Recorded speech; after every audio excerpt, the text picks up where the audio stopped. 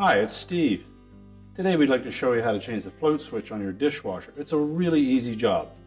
All we're going to need is a flat blade screwdriver, an adjustable wrench, and maybe a pair of needle nose pliers.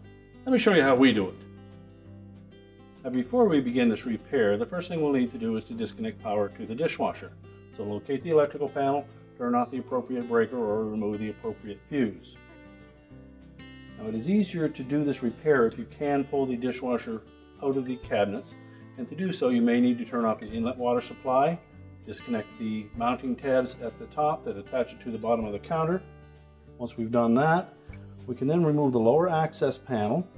They're normally held in place with either 1/4 inch hex head screws, or in the case of this model, they have a quick disconnect plastic tab.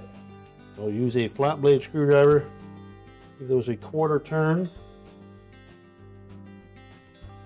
That will allow you to remove that access panel. And next we'll need to open up the dishwasher, remove the bottom rack, and we'll take the float out.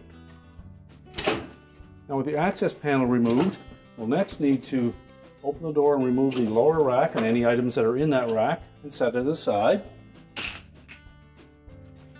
Then we'll lift the float out of the stem, and using an adjustable wrench, we're going to loosen that plastic nut.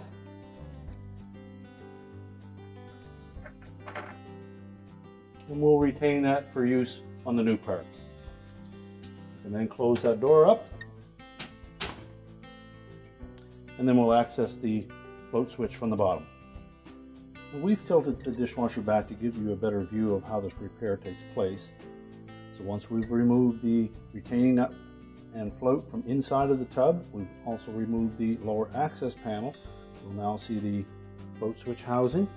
So if we pull that out of the bottom of the tub, you'll note that there are 2 plastic tabs to hold that cover. Take your flat blade and just release those tabs.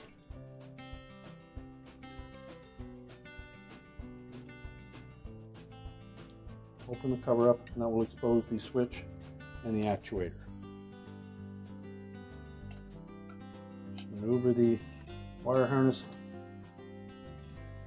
out of that little groove and discard the old housing.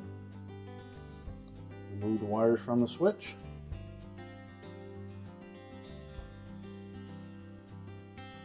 Start by installing the new switch. Make sure those wire terminals fit on nice and tight.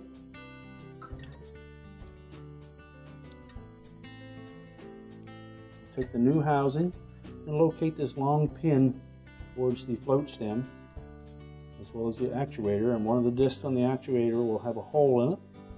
Fit that over that pin and just hold it in place. We'll next set the switch onto the 2 pins that secure the position. That will allow the wire harnesses to fit out through the slot on the back. We can then close that cover up. Make sure the 2 locking tabs engage. Next we'll take the new rubber washer that came with the kit. We'll fit that over the float stem. And then we can position it up through the bottom of the tub, and we can open up the door and put the retaining nut on. So open that door up, and while reaching underneath, we'll hold that stem in place, center it in the opening, put the retaining nut on,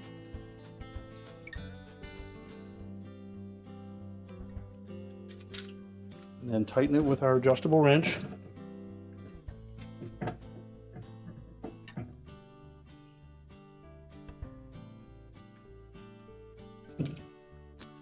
Then drop the float into the stem, and you should be able to hear the switch actuate as you raise and lower that float. We can then put the lower dish rack back in.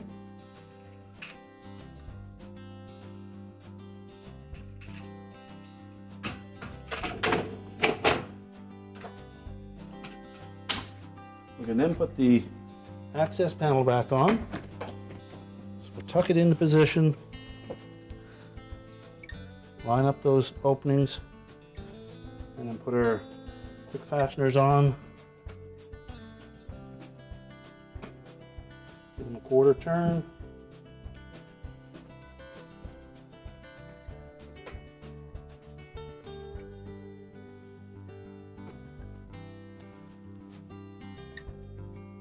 Now that we've put the dishwasher back into the cabinets, we've reattached the mounting tabs to the countertop, we've turned on the inlet water supply and the power, and we've also put the lower access panel back on, our repair is complete.